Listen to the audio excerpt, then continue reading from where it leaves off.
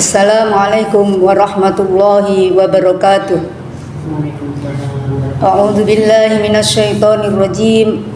Bismillahirrahmanirrahim. Alhamdulillahilladzi 'allamal Qur'an, khalaqal insana 'allamahul bayan. Allahumma shalli ala sayyidina Muhammad wa ala ali sayyidina Muhammad. Amma ba'du. Al-Qurama, para alim ulama, para bapak kiai, ibu nyai, dan pemirsa di channel YouTube Muslimat Nahdlatul Ulama yang dimuliakan oleh Allah Subhanahu wa taala. Pada kesempatan ini saya akan mengambil sebuah tema, yaitu keutamaan tadarus dan tadabbur Al-Qur'an dalam bulan Ramadan. Bulan Ramadan selain disebut dengan Syahrul Syiyam, juga disebut dengan Syahrul Quran, bulan Al-Quran. Kenapa disebut dengan bulan Al-Quran? Karena bulan Ramadan adalah bulan diturunkannya Al-Quran. Firman Allah dalam surat Al-Baqarah ayat 185, A'udzu billahi minasyaitonir rajim. Bismillahirrahmanirrahim. Syahrul Ramadan alladzi unzila fihi al-Qur'an. Al-ayah. Bulan Ramadan adalah bulan diturunkannya Al-Qur'an. Oleh karena itu, marilah kita jadikan bulan Ramadan ini sebagai momentum bagi kita adalah kita berinteraksi dengan Al-Quran. Kenapa kita harus berinteraksi dengan Al-Quran? Karena Al-Quran adalah yang sudah disebutkan tadi sebagai petunjuk bagi kita semua. Maka dari itu di bulan Ramadan ini kita harus berinteraksi dengan Al-Quran dengan cara membacanya. Seperti ayat yang pertama kali diturunkan oleh Allah Subhanahu wa taala kepada junjungan kita Nabi besar Muhammad sallallahu alaihi wasallam dalam surat Al-Alaq. A'udzu billahi minasyaitonir rajim. Bismillahirrahmanirrahim. Iqra bismi rabbikal ladzi khalaq. Bacalah dengan menyebut nama Tuhan.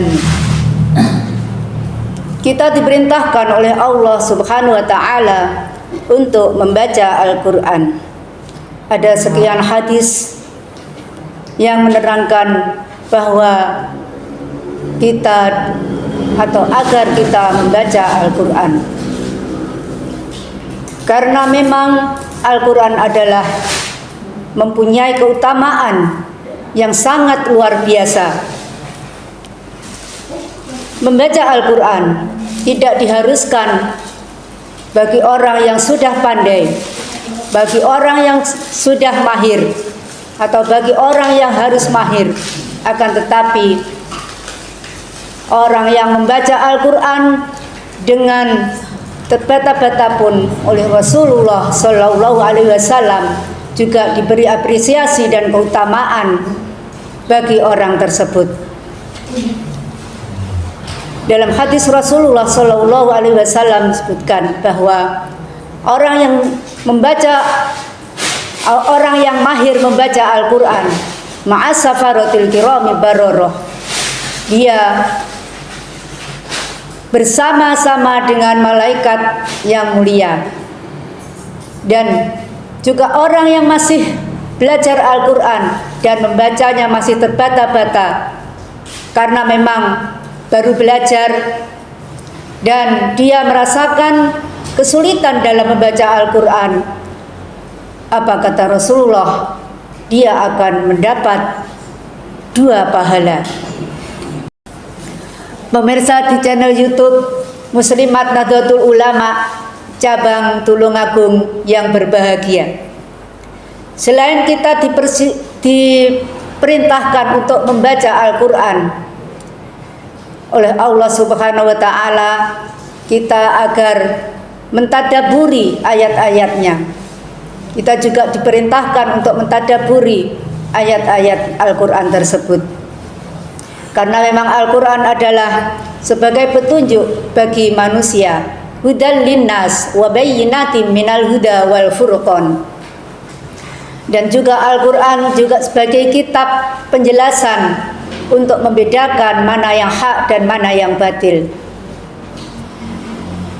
Oleh karena itu, selain kita membaca, maka kita pun perlu meningkatkan kualitas bacaan kita dengan mentadabburi ayat-ayatnya, dengan merenungi kandungan maknanya. Maka dengan merenungi atau mentadabburi, memahami mana-mananya, kita akan mendapat petunjuk dan penjelasan dari Al-Quran tersebut. Mudah-mudahan Allah Subhanahu wa Ta'ala memberikan kekuatan dan kemudahan pada kita agar istiqomah membaca Al-Quran. Wabil khusus di bulan Ramadan ini, bulan yang mulia, bulan diturunkannya Al-Quran, maka kita harus memiliki suatu target, ya minimal kita bisa menghatamkan 1 kali dalam bulan Al-Quran yang suci ini. Kalau toh kita tidak mampu menghatamkan 1 kali, paling tidak kita sudah mempunyai amalan istiqomah untuk tilawah Al-Quran, agar kita nanti atau Al-Quran bisa menjadikan teman setia kita, dan Al-Quran bisa menjadi petunjuk dan memberikan keberkahan dan rahmat bagi kita semua. Sebagaimana doa yang senantiasa kita panjatkan pada Allah Subhanahu wa Ta'ala, waj'alhu lana imama wa nura wa huda wa rahmah. Demikian apa yang dapat saya sampaikan. Mudah-mudahan Allah Subhanahu wa Ta'ala memberkahi kita bi barakatil Quran. Mohon maaf bila ada kesalahan. Wallahu muwaffiq ila aqwamit thoriq. Wassalamualaikum warahmatullahi wabarakatuh.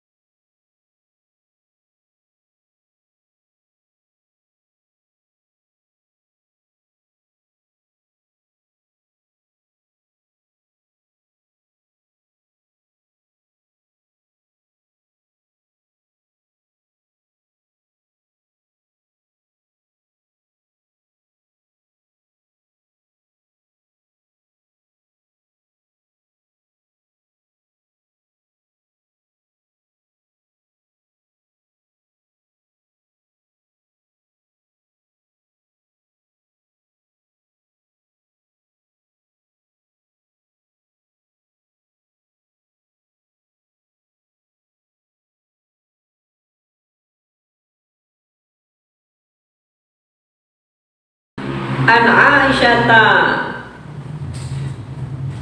kunna tu'maru bi qada'i shaumi wa la tu'maru bi qada'i sholati. Dari Aisyah radhiyallahu anha berkata bahwa kami disuruh oleh Rasulullah SAW mengqadha puasa dan tidak mengqadha sholat. Bagi seorang perempuan yang sedang haid atau nifas, maka ketika puasa dilarang untuk melaksanakan puasa, tetapi diwajibkan untuk mengqadha atau mengganti puasanya di lain waktu. Sedangkan untuk aktivitas sholat maka tidak perlu untuk mengqadhanya, tidak perlu untuk mengganti. Nah, ini keuntungan bagi para ibu, para wanita yang sudah mengalami masa haid atau sedang nifas, diberi keringanan untuk tidak mengganti puasa di lain hari, untuk tidak mengganti sholat di lain waktu, tetapi untuk puasa harus diganti. Yang kelima adalah gila atau hilang ingatan. Gila, ada kalanya gila itu yang mendadak. Misalnya kalaupun tidak gila, tiba-tiba orang ini kalau ayanen ya, kalau bahasa Jawa itu ada orang tiba-tiba ayanen. Maka misalnya pagi dia sehat-sehat saja, siang sehat-sehat saja, kemudian tiba-tiba sore orang itu mengalami kejang seperti orang ayanen ya. Kalau orang ayanen itu kan kecet-kecet atau gimana. Pada saat itu dia hilang ingatan, maka puasanya batal. Kemudian kalau besoknya dia itu ketika habis puasa dia sehat, maka orang ini juga harus mengganti puasanya ketika sudah imsak lagi. Nah, para pemirsa yang bahagia, yang budiman, satu hal lagi, bahwa yang membatalkan puasa adalah keluar mani sebab bersetubuh atau kegiatan lain yang bisa mengeluarkan mani, misalnya dengan melihat film atau melihat gambar-gambar yang porno ya, sehingga bisa keluar mani. Nah, maka itu juga membatalkan puasa. Kalau misalnya mimpi itu karena tidak disengaja ya tidak batal. Tapi kalau seseorang sengaja nonton, istilahnya kalau singkran blue film ya, film yang hot itu, sehingga orang tersebut bisa sampai mencapai klimaks dan keluar mani, maka orang tersebut batal puasanya dan wajib mengganti di saat setelah bulan Ramadan selesai. Para pemirsa yang budiman, karena banyaknya hal-hal yang bisa membatalkan puasa, apakah itu yang ringan atau yang berat atau yang mungkin disengaja atau yang tidak sengaja, maka sebaiknya kita harus berhati-hati, harus mengingat-ingat bahwa dalam menjalankan ibadah puasa kita berusaha untuk menghindari hal-hal yang bisa membatalkan puasa. Karena kalau batal puasa kita, maka yang pertama kita harus menggantikan puasa kita dari yang lain, dan tentunya pahalanya juga akan berkurang pada saat kita melaksanakan atau melakukan tindakan-tindakan yang membatalkan puasa. Nah, demikian, mudah-mudahan apa yang saya sampaikan ini bisa bermanfaat bagi para pemirsa. Mohon maaf apabila ada kesalahan dan kekurangan. Selamat menjalankan ibadah puasa. Semoga kita selalu diberi kesehatan, diberi kemudahan dalam menjalankan aktivitas ibadah kita di bulan Ramadan. Mudah-mudahan kita dipertemukan pada Ramadan yang akan datang. Wallahu muwaffiq ila aqwamit thoriq. Assalamualaikum warahmatullahi wabarakatuh.